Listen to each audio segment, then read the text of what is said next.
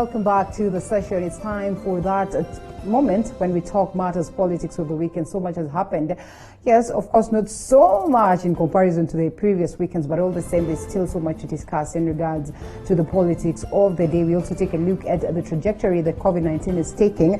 And joining me on set this morning, His Excellency Honorable Paul Kobia is joining me to expound some more on his take on the events of politics and how they're taking center stage, the shape. As we take a look at, 2010 Constitution and, on the perspective of the common Mwananchi, do you suppose then that, yes, we are on the right trajectory? Is there need for us to proceed and have a referendum? That has been the conversation throughout last week, throughout the weekend, and we still are deliberating on that. So he is joining me this morning, and we get to hear his view of the same. Importantly, you must have come across what he said over the weekend in regards to COVID-19. Actually, that should have been on Friday. His take on whether indeed there's COVID-19 or whether we've dealt with it accordingly as a country. So, Jambo, sir, good to have you. Thank you very much. All right, and I saw that clip and I was like, okay, what makes you a little bit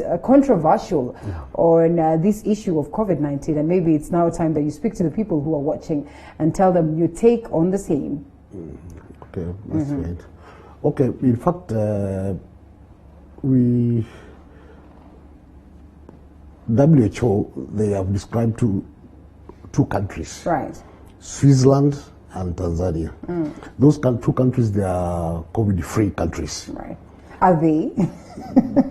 I think because the other day we saw at the stadium during the Simba and the Yanga team, the stadium was full packed. Indeed. And nobody was wearing mask at that event at the stadium. And we didn't hear anything about death or anything. So, in fact, on the side of Kenyans, we try to curb it as we can. But the problem that we believe the Ministry of Health, they exaggerated more. Because when they are talking about 600 cases, 700 cases per day, and we wonder, where do they test those people? Okay. We have never seen people queuing being tested.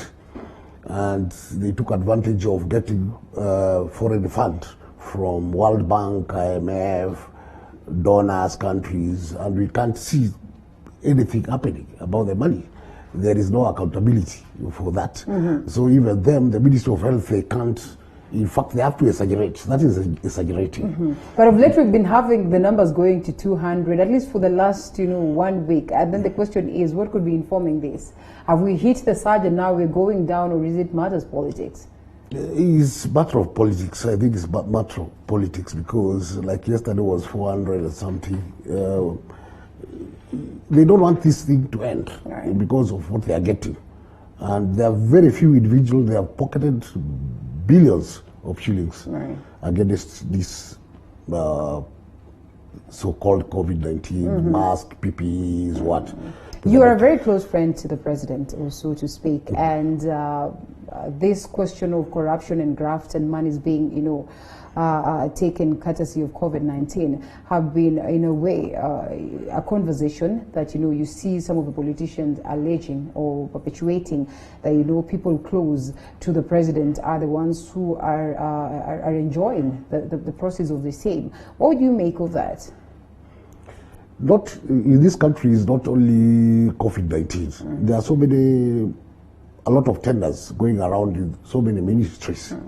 And if you don't have connection from the high level, you'll never get anything. All right. You'll get very small tenders to small people. Okay. But anything above billions or millions, it has to go to higher family. All right. So do you suppose that these allegations could be true in a way? It's true. And in fact, the DCI, they're investigating. And very soon, you'll see some people being taken to court. But I don't believe anybody is going to be charged against this because they are very close to the president. So I don't think there is any action is going to be taken at this point of time. So I believe corruption is there. All right. Very high during this time of COVID-19. Yes. All right. So moving on, when we all acknowledge that yes, corruption is there, and we are trying to say that, you know, there's a way that this is being addressed. Yet deep down again, there's that knowledge or there's that truth that we know that maybe nothing might really happen in regards to the same. What does it speak? And why should the common mwananchi be taken rounds and rounds? And why should we even waste time in trying to push the government to address this? In fact, now we are just waiting for 21 days. The president, or the instruction of the president to DCI, they were given 21 days to investigate the matter, the COVID-19 corruption. Let us wait until 21 days to see if there's anything will happen. And common mwananchi, in fact, they are suffering in terms of even closure of so many establishments, business establishment.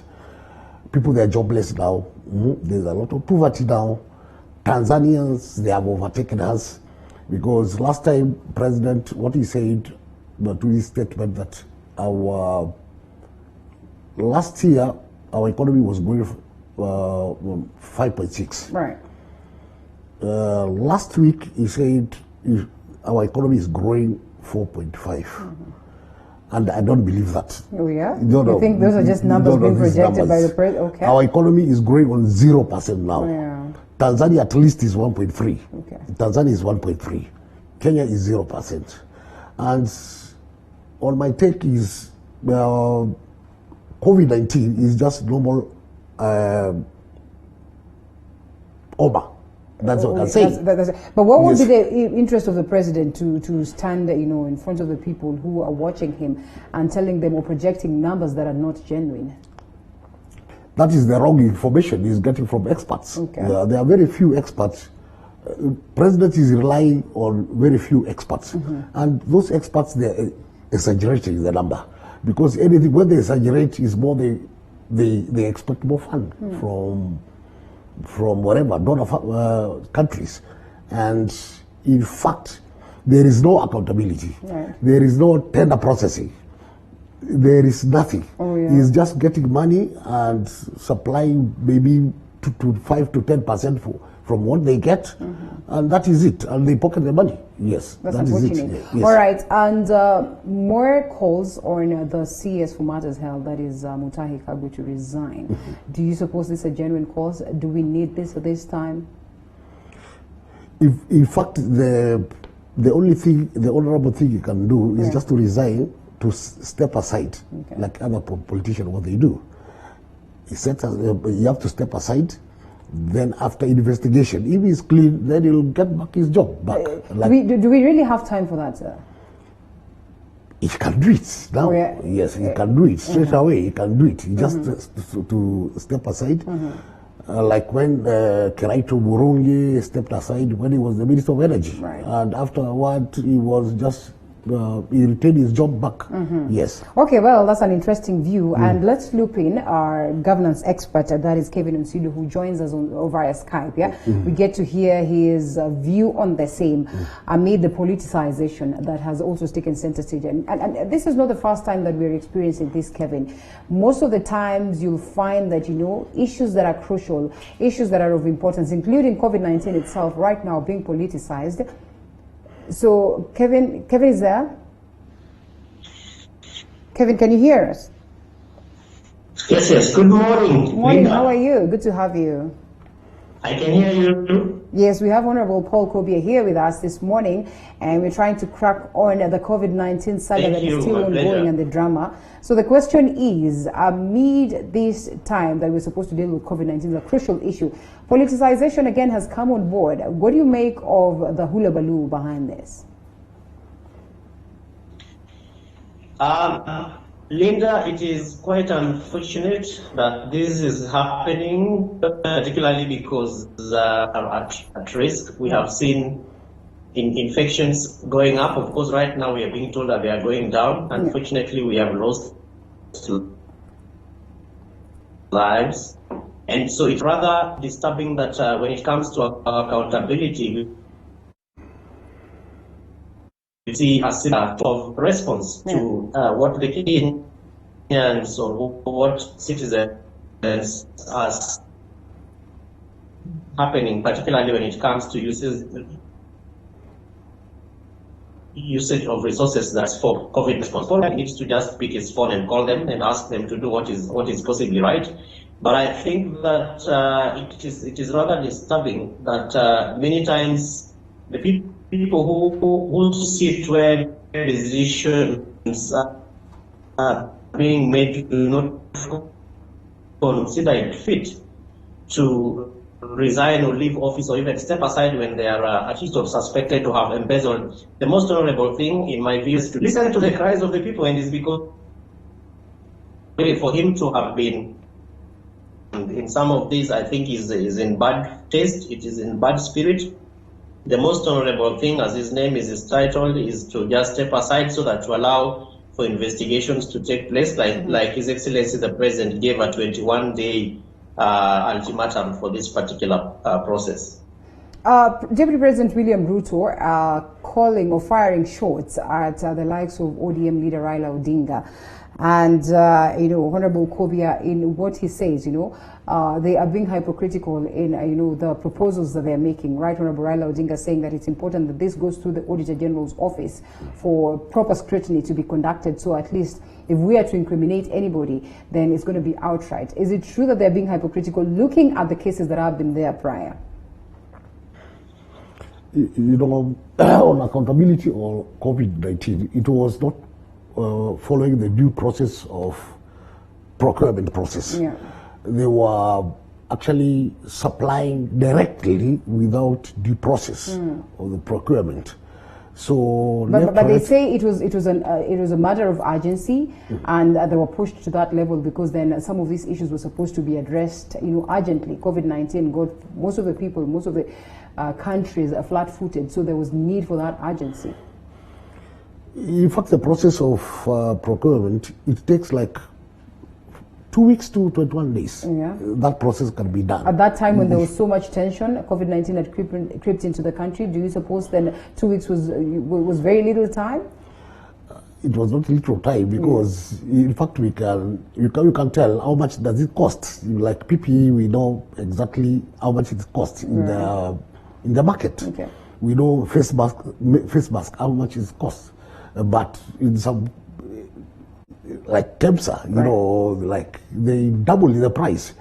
If one mask costs like 100 shillings, they just exaggerate up to 300. They buy it at 300 shillings. Right. That directly shows that there is no accountability. There is no, yes, they are taking advantage of that. That is the problem which they got. But in fact, they had time. Yes. All right. Yes. Okay. So, all right. This politicization that comes on board, this conversation that revolves around what it is that the DP says, what the president says, what the Right Honorable Raila Odinga says.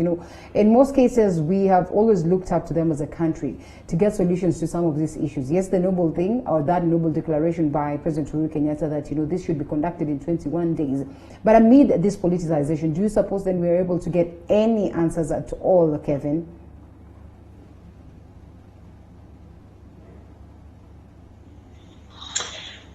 Linda, these people are known. The people who are stealing from Kenyans and embezzling resources that are meant for public response are known. The institutions that are charged with the responsibility of investigations and prosecution need to do their work without taking into cognizance who it is that is either mentioned or that they are after. Otherwise, the people who are behind these things are known. I think we should stop this politicization, and it is rather disturbing because every time in this country when we have mega corruption scandals and mega corruption issues that are arising. All right. Well, still lost him, but anyway, we watch closely on As a country, it will be very important that we get very serious when it comes to accountability and transparency. And it is rather disturbing again because we just celebrating 10 years since the promulgation of our Constitution 2010, and in Chapter 6, Article 10, of course, that also has been largely interfered with. It talks about transparency, accountability, integrity in leadership. Difficult for Kenyans and for the people who lead Kenyans to just follow what it is that the law is saying and what it is that our Constitution, which is the supreme guiding principle of our country, is really about. Yeah. So I think that the president and his deputy also need to call each other to order, sit together and speak, call back the spirit of 2013 when they would wear similar clothes, ties. They would make phone calls and publish it all over, and people would see it. They would like each other's posts on social media. I think we need that spirit, so that then the thoroughness, the seriousness, and the commitment to the war on graft in this country is seen to be coming from the highest office, which is the office of the president and that of the deputy president. And the president's brother, Raila Odinga, also needs to be brought on board, so that then we don't see his party saying that and the ruling party is saying this, but that they can be able to speak from one voice and support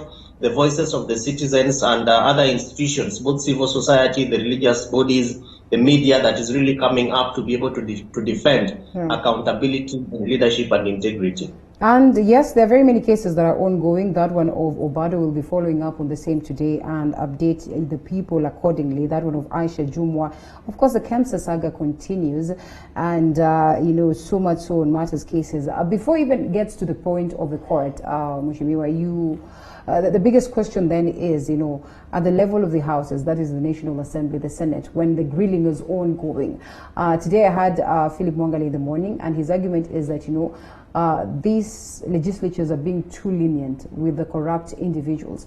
What do you make of the grilling processes, and what really could be the missing link on addressing the aspect of corruption, which is something that has been pointed at the courts, as many argue that maybe when they get to the courts they get bail, they get bonds and everything, but the courts equally argue that they do not always get watertight cases or watertight evidence to incriminate these individuals. In fact, there are two ways here. Right.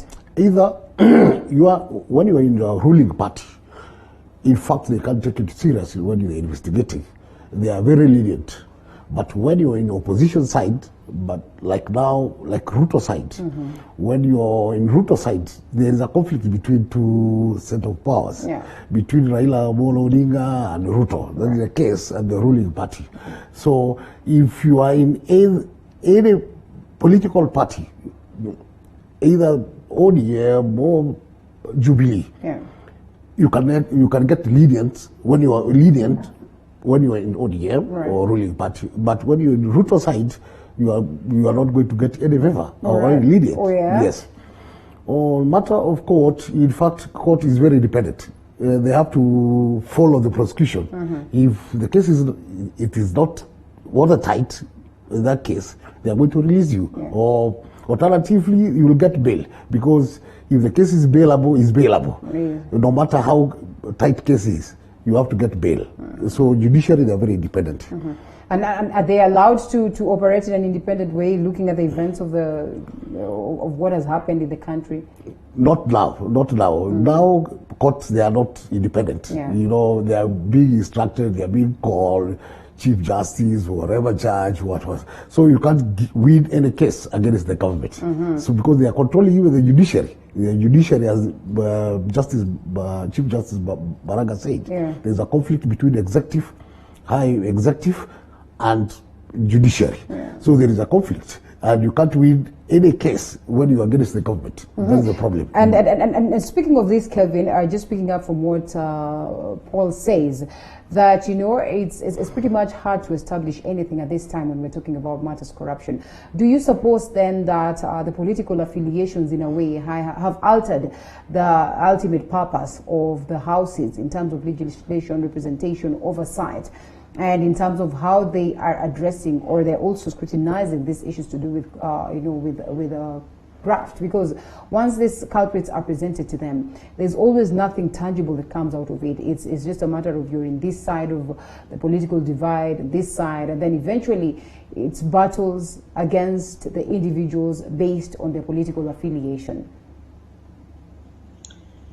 Linda, there are three things to this. The first thing is independence of institutions, and that these institutions need to engage in an interdependent but, of course, interdependent but dependent. But that should not be taken into, that should not be thrown away, because what happens is, even if Parliament was to find anyone culpable, Yeah. Parliament have no power to be able to prosecute anyone. Yes. They have no power to be able to investigate. And so that therefore means that even as we talk about these institutions, their power need to be seen to be effected as is given to them by the people of Kenya through various legislations, of course, beginning with the Constitution. Number two is the evidence. Is evidence that even institutions like a National Assembly or Senate are looking at, able to stand the test of day and night. And that means, for example, in the case of COVID-19 resources, there has to be a paper trail. Yeah. If, for instance, somebody says, I received a letter, and this letter instructed me to be able to deal or provide space for this kind of organizations or companies to supply, that needs to be put together. If somebody says that I received a phone call, we have institutions in this country, we have communication organizations or institutions that can be able to provide evidence to the effect that an SMS was sent, a text message was received, a phone call was made. Really, Parliament, therefore, National Assembly or the Senate, and remember the Senate, we also have a whole committee that is in charge of COVID-19. That committee, through its independence, can be able to push for those communication companies to be able to provide that evidence. So the second issue is availability of evidence. Yeah. And then the third thing is action, which is taken. Who needs to take action? Parliament can be able to summon people who have been considered to be corrupt. And we have seen, for instance, the CS for Health going into Parliament to be able to respond to queries. Those queries, and just towards the end of last week, we saw the CEO of KEMSA also being queried. Yeah. Those processes should be able to lead Kenyans to an end of this process, and action needs to be taken. The fourth thing, Linda, is playing politics with corruption. Remember that within Parliament, both Senate and the National Assembly, and even at the county assemblies, we have committees. Those committees should not just be there for the sake of people being mentioned, depending on how talkative or how vocal or how strong you are in a political party. Yeah. There are reasons why people sit in committees, whether it's committee on finance, whether it's committee on justice and legal affairs, among several others. Those committees should be able to execute the power of Parliament and county assemblies to be able to respond to serious concerns that have been raised by Kenyans. As it is right now, and I agree with you, there's a lot of politics which is being played, and this is really in line with looking at 2 years into an election, and people are not so sure about who is calling the shots, especially given the kind of confusion and disarray that we are seeing at the apex office of the executive, which is between the president and his deputy. Yeah. That really needs to be worked upon, so that we can be able to see them also calling their house to order. Because if there is confusion in the ruling party, then there's definitely going to be confusion even in the other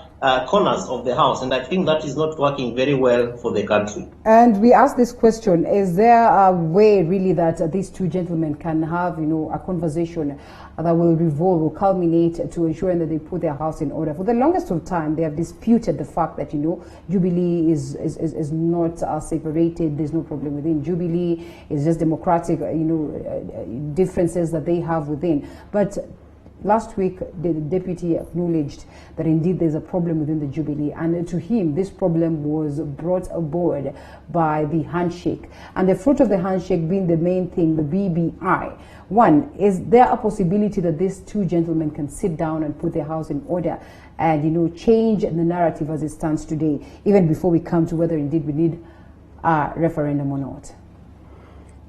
I think these two gentlemen in Jubilee, they have separated in the way political ideology of both of them. Yes. One thing, what affected Jubilee is handshake. We all know about handshake. Yeah.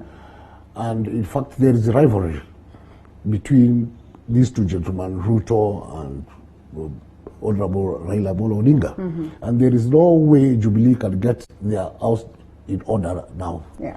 The only option Deputy President has now is just waiting. And we believe he's going to form his own political party. Jubilee are still, they're talking about it in the house. So, but just how much leeway do they have constitutionally?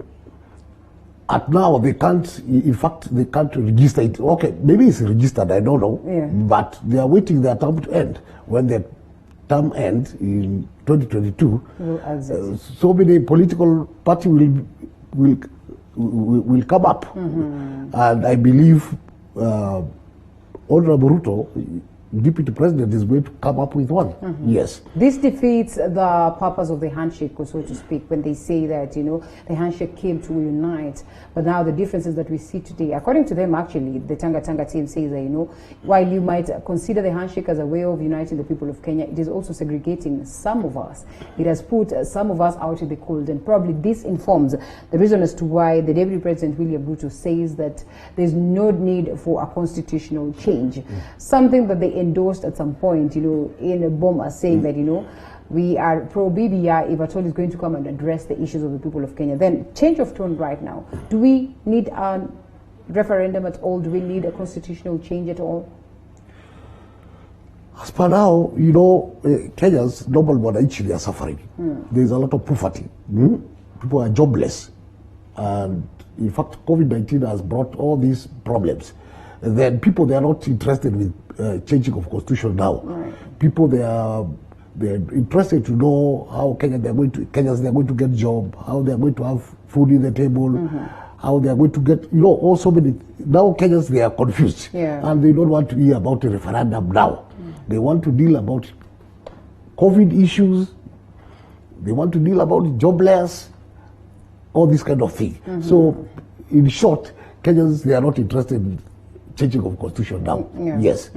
Because changing of constitution is just to maybe 2, 3, 4, 5 clauses they want to add. Right. Maybe Prime Minister, Deputy Prime Minister, President, all those seats. And that you think is not in the interest of the common mwananchi? No, it's not interested of common mwananchi. But we have pinpointed loopholes, lots of loopholes within the constitution that probably would need to be addressed. They have been talking about the aspect of, perennial moments where, it's uncomfortable after elections, or we have tough times during or after elections, and they want to address that. They've talked about corruption also, which is crucial. They want to address that in a special way. They've talked about very many issues, releasing the burden from the common mwananchi in terms of, paying of taxes, and in terms of, paying wage bill to people who are very many and are not necessary in that case on matters governance. Don't you think that one will be of much interest to the common mwananchi? But people, they are on executive level, people, they are looking at, those top positions. In fact, other clauses they want to change is not, it is, in fact, targeting mwananchi, normal mwananchi. Yeah. There are 2, 3, 4, 5 clauses. But the main clause they want to put to add on constitution is the change of governance. Change of governance, adding those top positions of Prime Minister, Deputy President, all those. Their main agenda is to add those positions. What do you suppose could have informed the different tone of the DP right now? I know even from the word go, he was still skeptical about the change of the constitution, but that coming together in Bomas of Kenya, them receiving this document from the task force team that was working on it was probably a sign that maybe they have bended their tough stance and decided that it's time that we need that change. We get that change. You remember even Linda, even during the referendum, 2010, Deputy President was side of no. Right. And even Uhuru was on no. Yes. Because they knew there are some clauses which were supposed to be set, ultimately was supposed to be changed at that time. But they said, we are going to change it as we go on. But the time has come now. But the main thing is now the country, the normal mwananchi, they are not interested on that now, on changing constitution. Because they are looking at, there are some few individuals, they want to had more positions for their own interests on political climb ladder. All right, well, that's an interesting view. Yes. And I think most of the people feel like they're being trapped into this. And the sad thing is that the conversation is that this is likely to be, pushed down the throats of Kenyans. Kevin, to look you in, first before we even talk about the Constitution, and or maybe the change of the Constitution, there's a question I had asked earlier on, and I think I'll ask again. How much of a leeway does the DP have to probably exit the main party as it stands today constitutionally? Of course, the deputy president is free to resign. He can leave office, and that means that, of course, the party will not have him standing as a deputy president through that ticket. Remember that constitutionally they were voted in as one ticket. Yeah. So every candidate with an executive space, for example, the governors, you are expected to submit a name of a running mate. And the deputy president's name was submitted by the president through the Jubilee Party. So him quitting, of course, the party may not push him away. They cannot, for example, suspend his membership, because that would therefore mean that even the president's membership is also sent off. But from his own personal and individual volition, he can resign. Remember, this would not be, it would not be, or rather, precedence has already been set, because earlier on in the early mid-1960s, when the former deputy vice president, Mheshimiwa Jaramogi Oginga Odinga, resigned from being Jomo Kenyatta's vice president. And so we would be following suit. And I think that, in my view, if there is no room and space for the two to speak, because listening to the deputy president many times when he's speaking, it turns out as a very bitter man, bitter by the kind of machinations that are going on in Jubilee. And I think last week in some of the statements that he made, I think it is clear that he's not interested in strengthening the party, and that he's also not very clear around who is against him within the party. And why I said earlier on that even the people who are as corrupt in this country are known, the deputy president in some of his statements also mentioned one or two people that he thinks are so much against him staying in the party. And so that therefore means, Linda, that the deputy president can either choose to have a discussion, a dialogue with his party leader and his boss, the president, because he needs the president to be president of this country. Going around the country campaigning, mobilizing is really not going to help him. And that's probably because there are three people that the deputy president needs. That is God himself, to determine that he is choosing him as a leader to lead the Kenyan people.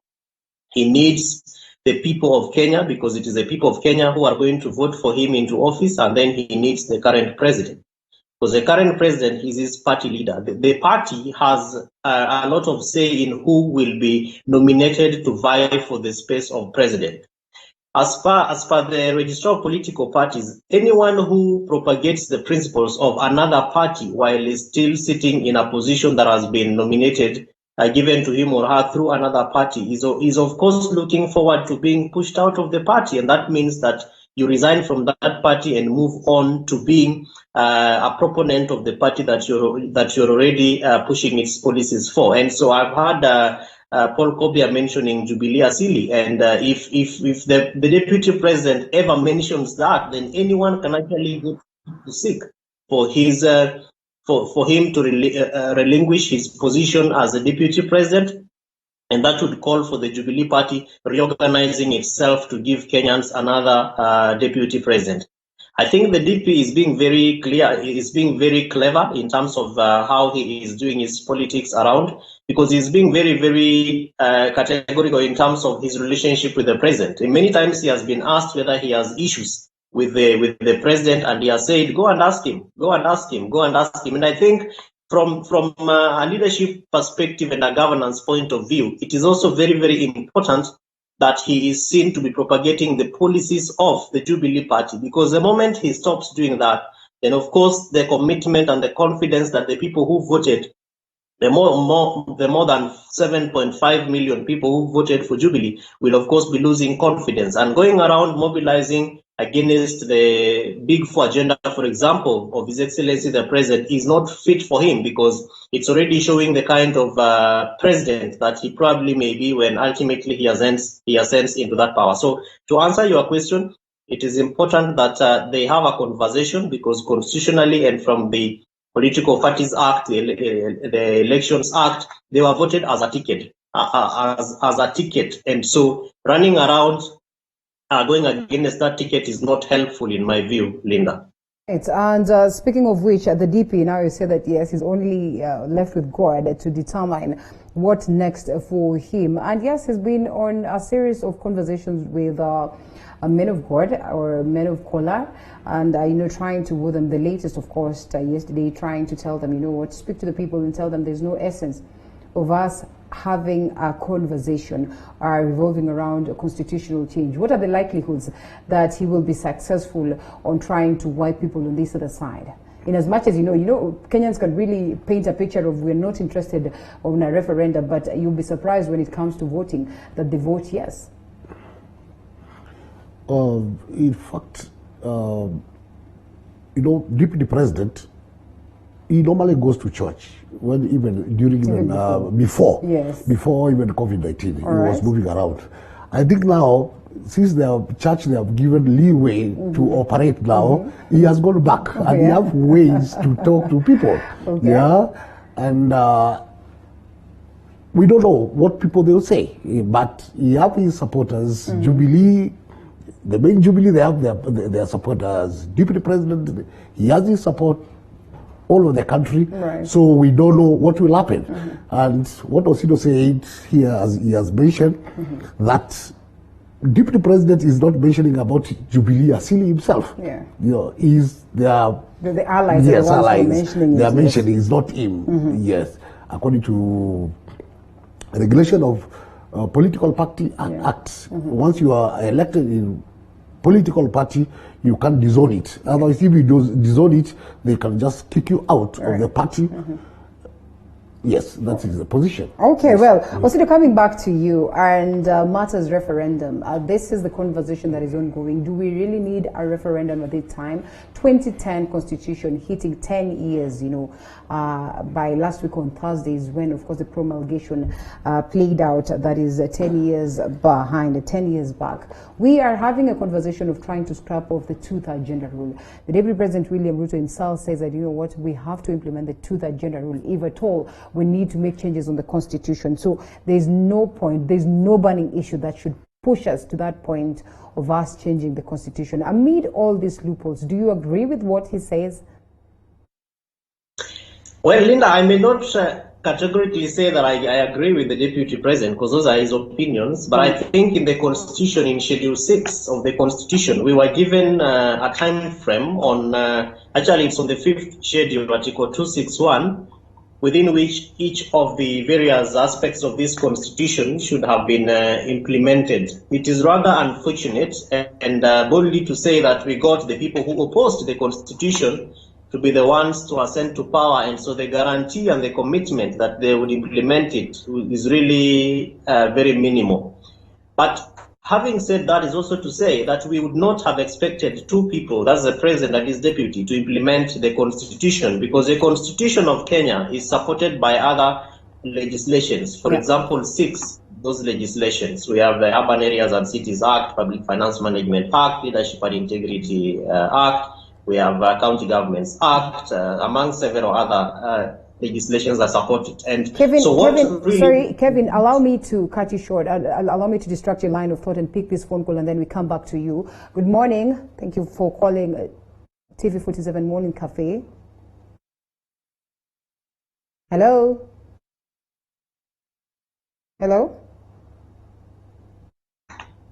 Hello. Hello, good morning. Morning to you. Who's speaking? Kalista Swapula. Thank you so much for calling in. Let's get to hear your sentiments. I've heard my friend Kevin talking about how the deputy president needs the president for him to become the president. Right. I think I want to tell him that we need to change such a kind of narrative, because this country is failing because of such a people or such a mentality. About constitutional change, even me, I was supporting a constitution amendment process. But now, how things are appearing is like the political class want to take advantage of the situation to fix political things that is to do with the creating position. Constitutional amendment process should come from the people, because looking at the situation currently, the people of Kenya are suffering because of the high cost of running the government, retrogressive tax system, which is born out of this 2010 constitution. That's the president talking about. Kenya has got a progressive constitution. This is not a progressive constitution. This is a constitution that is a luggage to the people of Kenya. Therefore, the conversation should come immediately after general election, because if we do it at the moment, these people will just work on their issues. We don't want to amend the constitution so that we align the politicians at the expense of taxpayers. Right. That is what I can say. But we support the process. The process should happen immediately after general election, but not before that. Well, thank you so much, listeners. And some of these people who follow up so much on matters governance in the country. Yes, there's that acknowledgement that there needs to be changes, but then at the expense of what? Of whose interest will, of course, the constitution be changed? And, coming back to you, Osido, he says that, yes, at some point, there's that need for change of the constitution, but equally, Kenyans have been overburdened, like, what Mheshimiwa Kobia says, that, yes, there was that need, but then eventually the tone has changed. The feel is that, yeah, they still need to implement what it is that we have, as opposed to rushing to getting another one. Anyway, the country is dealing with COVID-19. Do we really have funds for a constitutional change as of now? Linda, the people that are propagating for constitutional change will get the funds when they need them. If, for instance, able to get you, kindly let's fix that. It's not very clear on the side. I don't know what happened. Can you hear me now? Yeah, so right. I'm saying that people who want to change the constitution will change it when they want it, and they will actually get the funding that they are looking for. Of course, the figures have been going around. We've been told we need 10 billion, we need 2 billion, we need whatever amount, which means that the people who sit behind the major proponents of a constitutional change in this country already know how much it will cost. Unfortunately, they are not taking into account what the feelings of the common citizens are. And I agree with Paul Kobia and the caller who just spoke a few minutes ago. And many other Kenyans, actually. If we were to look at what we need to change in the constitution, and Article 255 of our Constitution of Kenya gives us, that's chapter 16, gives what it takes to be able to amend the constitution. And looking at, for instance, the territory of Kenya, it is not under a threat. There is no country that has come up to be able to claim part of this country in the that would therefore mean for us to be able to go to a referendum to ask Kenyans whether we need to sustain or to keep that part of the country. The sovereignty of the people is not at threat.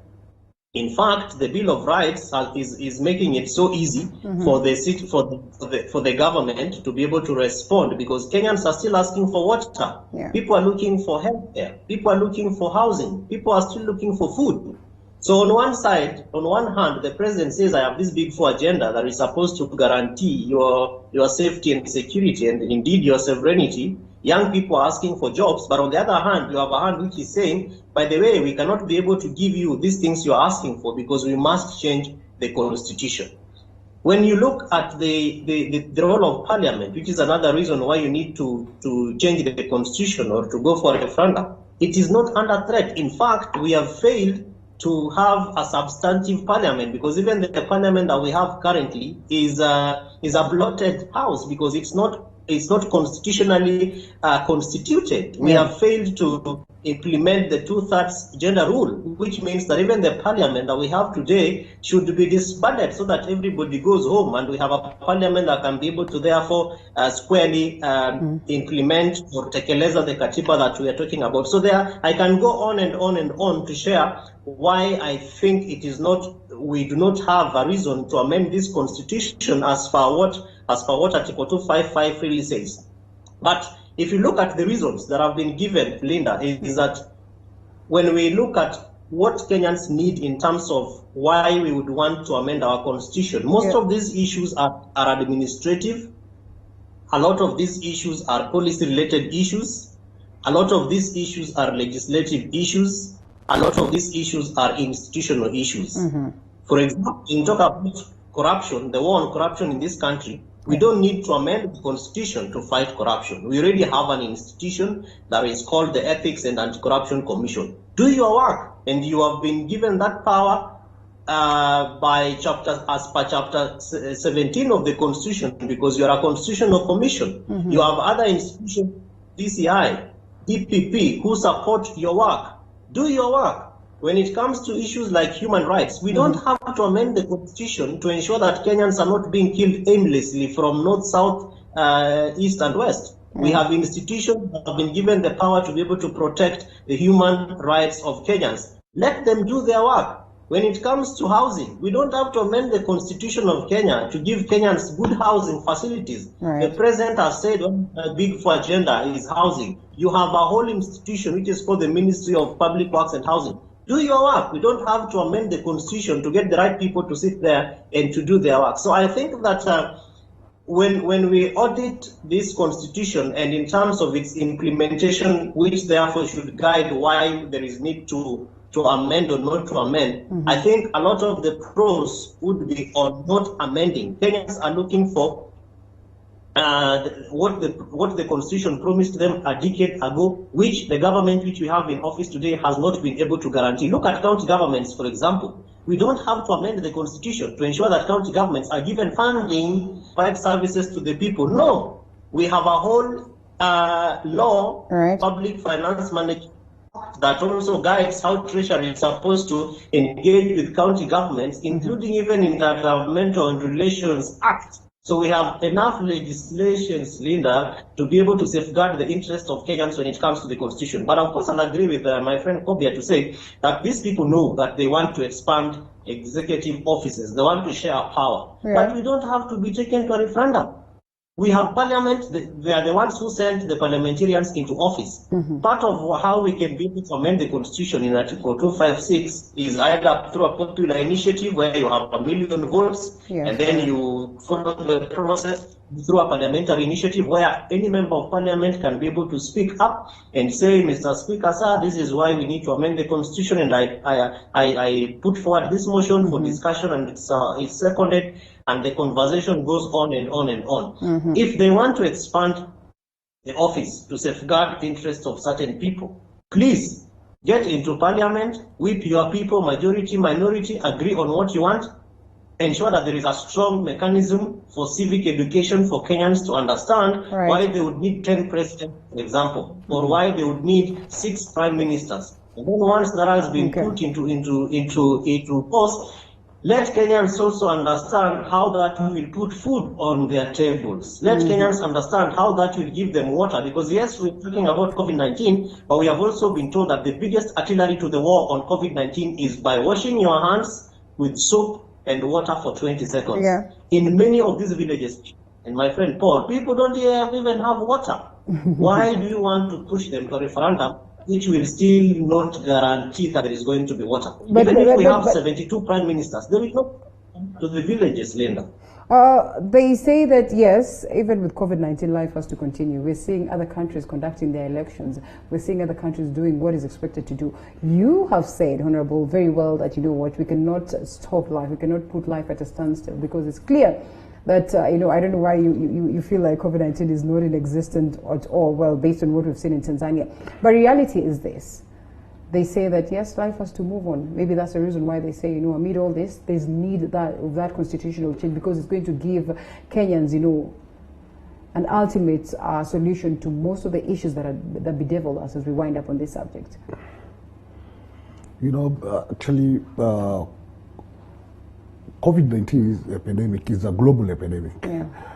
Is like other epidemic which has happened before. And in fact, Kenya, they have tried to contain it. But what experts they are doing, they are scaring, you know, Kenyans very much that COVID-19 can kill everyone if we don't follow whatever. So everybody is scared about COVID-19. Remember now, in the whole country, like hospitality establishments, people, they have lost job. Right. The other day I went to one of the 5-star hotel, I don't want to mention the name. Is only 4 or 5 customers who were in that hotel. You find even the booking of the hotel is 1%. And people, they are scared. Like international airport now is open, but still people, they are not coming. Simply because other countries, African countries, they haven't opened. Like Ghana, like part of Senegal, they haven't opened their airports. Yeah.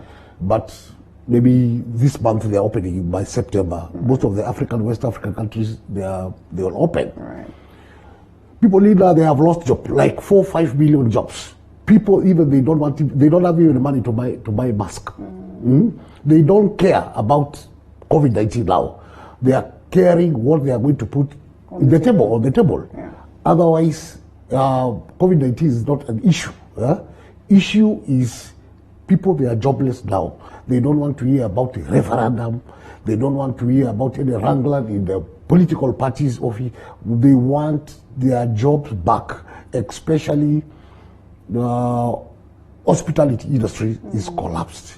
If they can open it, then people, they can think otherwise. Speaking of opening it, we are all waiting for the resumption of the cabinet secretaries back to office after that 14-day break that they were given by the president. CS Magoha says that there are likelihoods that we'll have our students go back to school in 3 weeks or so. Equally, you know, teachers and the education sector has been hit so hard. Most of the private, companies are being projected to probably get to that point where they are going to close down. Yeah. What we are talking, even Bagua is not sure. Because the directive... Gambling with the lives of our students, of our children? You remember, Bagua is the CS of education. Yeah.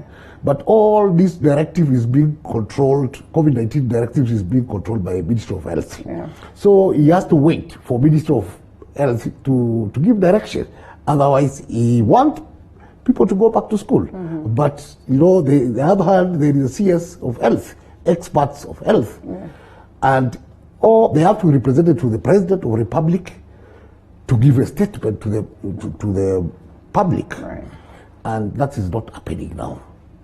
Unless if President himself change otherwise to open everything, then our economy will go back on track.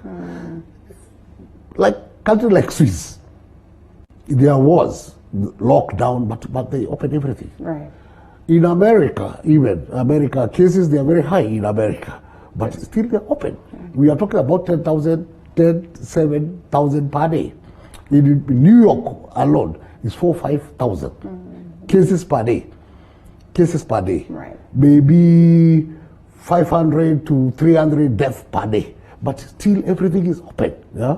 This is normal. It's like cancer, it's like other diseases. Because when you are talking about, the other day they talked about 2 deaths, COVID-19 2 deaths.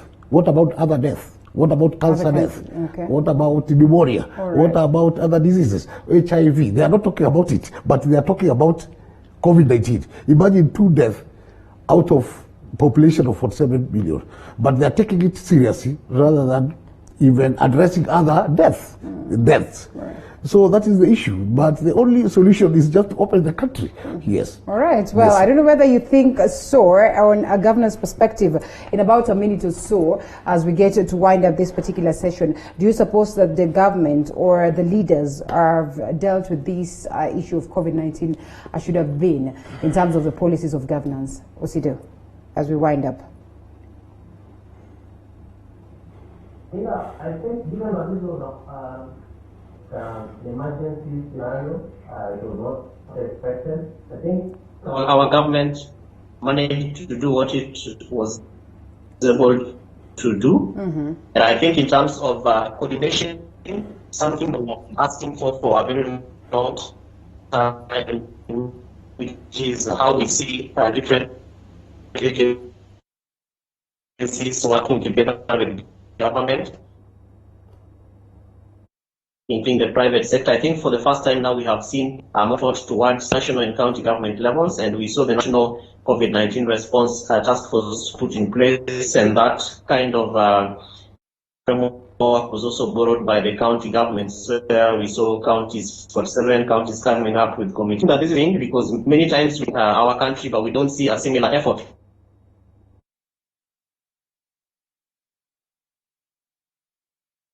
being put in place. Sadly to say is that there are people who probably saw this as an opportunity to stay from Kenya. We are hoping that as we deal with COVID-19, we are not going to leave this behind, so that rather sweeping it under the carpet or under the table. But cases of corruption and graft when it comes to COVID-19 are going to be followed up, and that the people who are responsible in response to COVID-19. Yeah.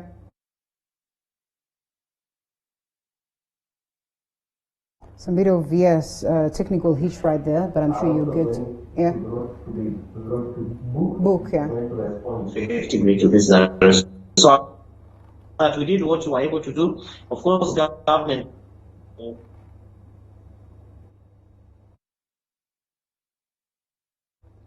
government came up with economic packages, which in some areas it has worked very well, in some places it has not been able to be effective. Yeah. And so we are hoping that government also learning certain lessons when it comes to responding to such huge amount of issues and concerns that affect the lives of Kenyans. Young people are still looking for jobs.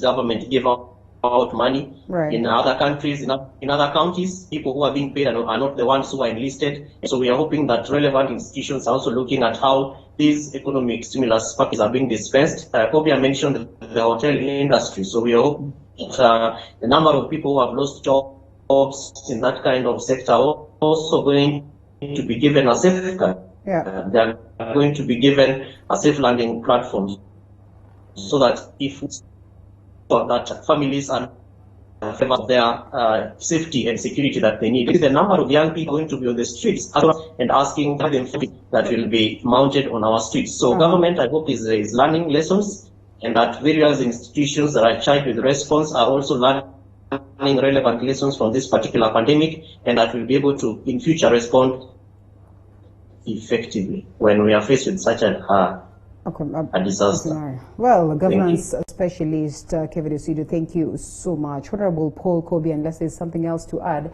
I think that's where we get to wind up. Are we okay? Okay. In fact, what I can say, what I can advise the head of state is just to consider that people, they have lost a lot of jobs, especially our Kenya Airways is a national carrier. They have lost over 1,500 jobs since the pandemic, this corona epidemic. Generally, people, they have lost jobs. We are talking about people, they have lost like 10 million jobs. So you have to consider reopening and to reinstate the people who have lost job in KQ. And especially our government has to support our Kenya Airways, to fund them so that they can be able to pay workers. That's all I can say. All right. Yes. Thank you so much. And I think it's a clarion call from all quarters, because yes, the situation of the pandemic has hit the entire country so hard, and the global fraternity at large. But we all cross fingers and hope that things are going to be addressed, sooner or later. Thank you so much once again, Kevin Osido, governance expert, and Honorable Paul Kobia for the great insight. That's where we get to wind up this session of Matters Politics of the Weekend. Like I said, there was not so much of politics, but all the same, every other issues, current affairs revolve around and is driven by the political events of the week or the political events of the country. So we wind up on that as we cross over to a different segment altogether. That is later, after we treat you to some nice breakfast tips. So make sure that you keep it right here. Later on, I come back with Musical Monday. Let's cross over to the breakfast tips of the week and see what is this meal that we prepared for you this morning, as you also get to learn.